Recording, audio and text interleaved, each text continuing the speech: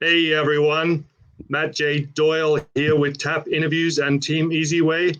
I'm here with the amazing, the hilarious, the outstanding Stephen Allen Green. Stephen, welcome to Tap Interviews. Thank you, Matt. I'm really excited to be here. I'm just reacting to those ridiculous compliments. Thank you, though. Very kind of you. Very good to be here. You're a good guy.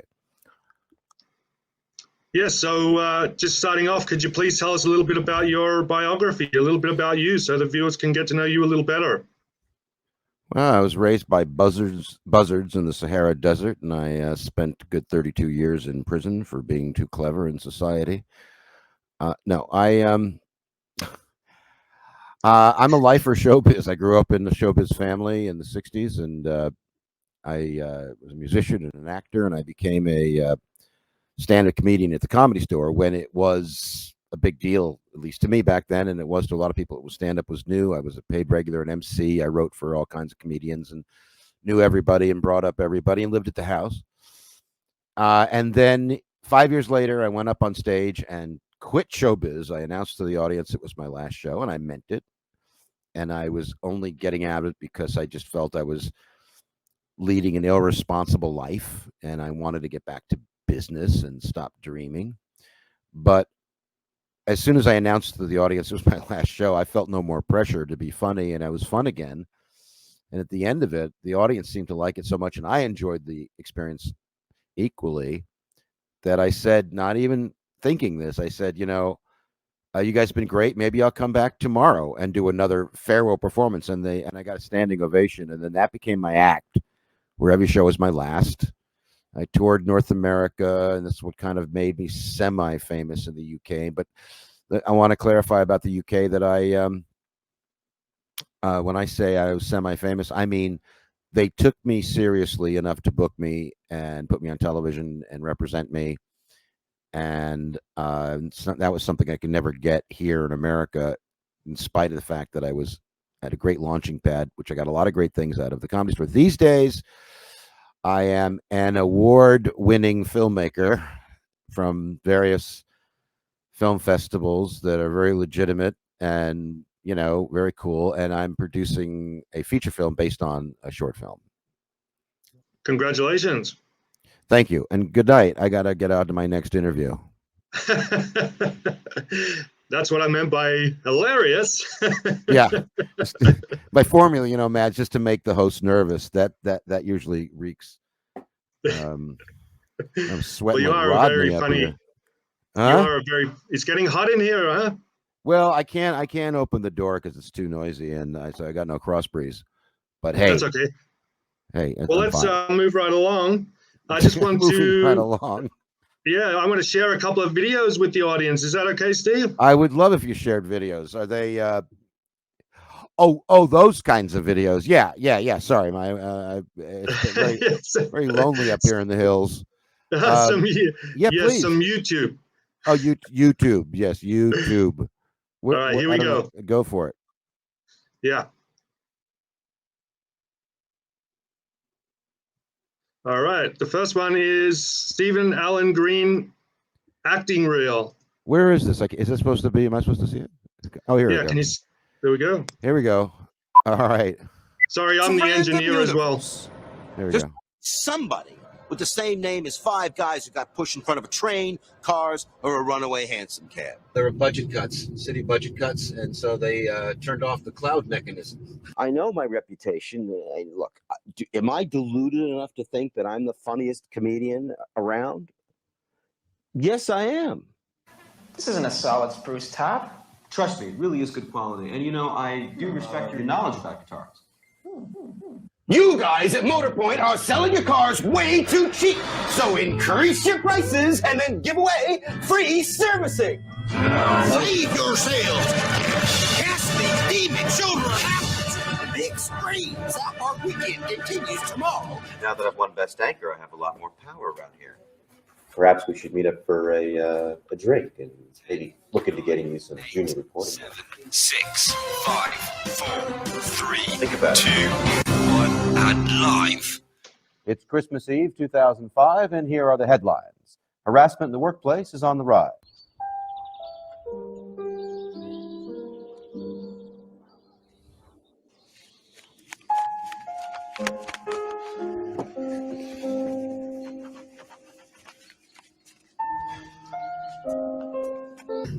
Yeah, laugh all you will, but there's a lot more control by the government than you actually realize.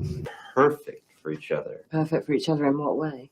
Well, there's only one way, isn't there? Comedy. Comedy. You know Jack in the Box over there? Yeah. Yeah. It's a government spy agency. Mm. That's why they want you to drive around and look into the camera and order things. Move it.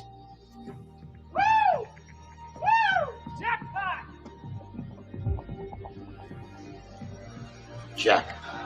Oh, shit. Yeah. I think I sent you the previous version that wasn't edited shorter. I'm sorry. I apologize. But because it doesn't end on that gruesome act of violence that I don't condone. But thank you for showing it. You are welcome. I thought it was awesome. Wow. Thank you. What a great acting reel. It's not bad. Gosh, it's got everything. Yeah. All right, It's moving got right comedy, along. violence, everything you need. Yeah, absolutely. All right, let's go to another video. We're Sure. going to go to Little Things, Steve. This is a 60-second trailer of a film I wrote and directed in the UK. There we go. Was your normal little boy. I am a zombie. But when a little girl named Emily came into his life, You're afraid. his imagination would take control of his sanity. Sing him a song.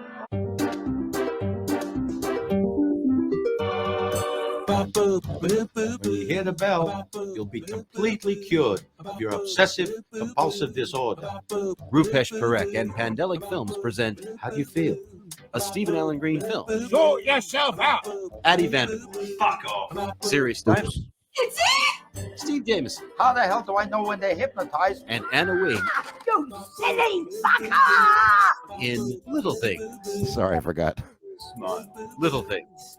You wouldn't happen to see my cat, would you? A love story with an explosive ending. Yeah, so tell us a little bit about your latest film. Right. So I wrote and directed the film Little Things that you had so generously shown the trailer of in London. And it started out as a joke that I couldn't fit into my stand-up act, which is that a bomb disposal agent for the police has obsessive compulsive disorder. And so I pictured this guy putting a wire back on, and on the bomb he just diffused back and forth. But it was never strong enough even as a premise, in my opinion, to work in stand-up, which is a lot more direct and precise. So I had wanted to make a film, and I had the opportunity, and so I wrote a screenplay, a short screenplay, but with full 3 acts that you'd see in a feature film, a life story from childhood to death of a bomb disposal police agent with obsessive compulsive disorder. But I added why he's got the OCD is from childhood trauma, and the people that mocked him for having OCD come back and haunt him as zombies. And meanwhile, the little girl who laughed at him when he was a kid for pouring too much salt on his popcorn because he had OCD, well, he was about to develop the OCD when she laughed at him. So it cemented that in. He ends up saving her life from gangsters. So he's dealing with gangsters and a bomb that the gangsters tied to his childhood girlfriend's body, and zombies. And he's flipping out. He's flipping out. So he runs out of the park and ends up in an old curiosity shop run by a kooky guy named Marvin, who happens to be trying to learn how to hypnotize people, and and he's getting it all wrong. And he hypnotizes Jack, that's the character, so that when he hears the bell, he'll no longer have obsessive compulsive disorder. And he walks out of the shop fully confident, physically moving like a regular person. Everything's fine until something happens. he freaks out, and that something happens is another bell. And I'm not going to give anything more away, but it all came from this one joke. So pardon me, I'm just I wrote and directed Little Things in 2007 in London. We had 25 actors and 25 crew, and actors including the late Anna Wing, who was a staple from EastEnders, played Lou Beale. It was wonderful directing her and having her in the film. That's all I can say. Is just wonderful. And Wow. yeah, and she's like a television star over there. And so I got distracted in life, and the film never went to film festivals. And then 17 years later, no, is it 17? No, it's 13 years later. Sorry.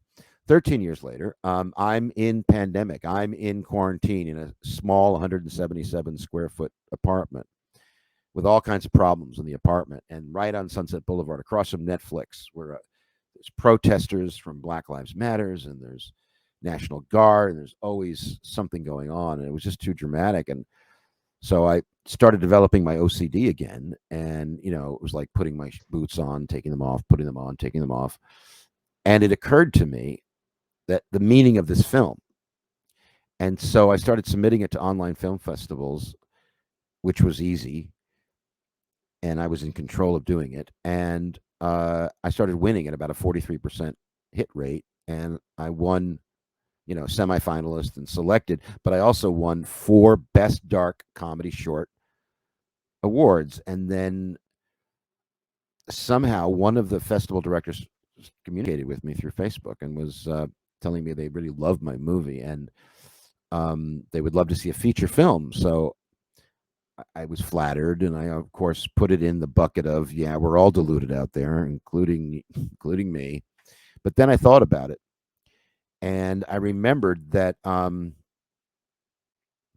when I had an idea back in 2007, rather than turning Little Things into a feature film, that it would be a segment in an anthology film where each story would be different with different characters and different scenarios. And so I started putting together this project called Dark Corners, and it's going to launch on Kickstarter next week. As a matter of fact, I've been working on it for 6 months. I've got a writer from SNL who just co-wrote the Judd Apatow movie with Pete Davidson. I've got a writer from SpongeBob SquarePants and Phineas and Ferb, really interesting cat.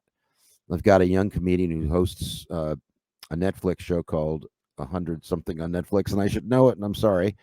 And I've got a wonderful crew, and what we're doing is we're going to provide everything for comedy geniuses to develop their unique story. Well, they can just go to my website, which is, by the way, legendcomedian.com or stephenalangreen.com, and everything's there. And follow me on Facebook. That's where I am most of the time, socially, media-wise. But anyway, so I'm very excited about Dark Corners, and I hope it's a dream project of mine, and I love, like, the High and Laughter show at the London Palladium, and I love being on a show or being in a film with some really interesting, creative people who inspire my creativity. That's really what it is. It's sort of a selfish move. You think, oh, you're being so altruistic and paying for someone's flight to come to London and do your show, but it really is, there's a selfish aspect to it, which I think anybody in that position would understand, which is that you get to be influenced on a very direct, people you admire, other comedians who inspire you. When you're on a show with them, there's something, it isn't just like a credit, like, oh, I was on a show with, Joe Rogan. No, it's, you're connecting with Joe Rogan because you're playing the same audience. And so you're learning something from Joe Rogan, that kind of thing. I've never worked with Joe Rogan. I'm using him as an oblique example. All right, so that pretty much covers everything. Do you have any final words that you want to share with the audience? Or? Are you serious? What covers everything? Are we done in 22 minutes here? Are we done?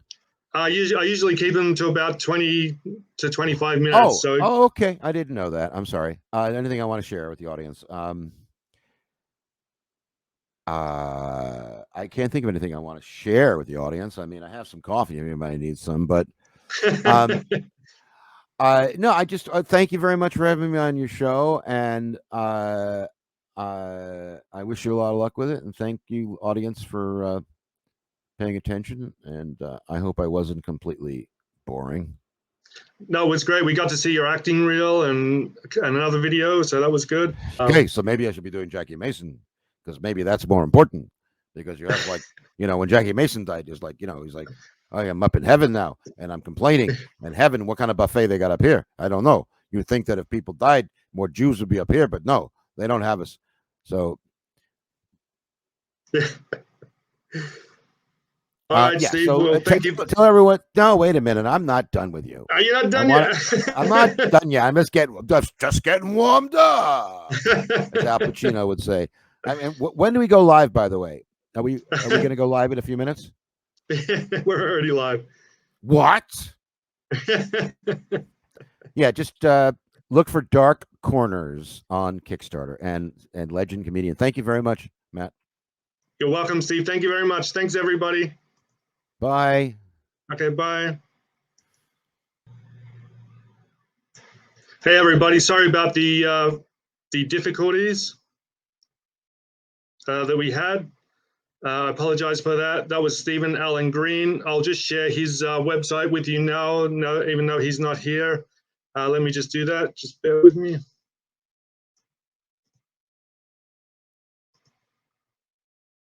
And here we are here. Stephen Allen Green, legend. I am Stephen, legend is Stephen Allen Green. And then just enter site. And that's just stephenallengreen.com.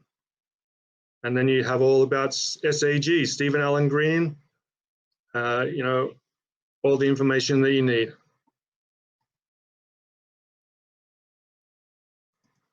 Once again, thank you all for watching. We're now going to end this video, and sorry about the technical issues that we had. I apologize for that. Have a great day. Matt J. Doyle, Tab Interviews, signing out. Goodbye.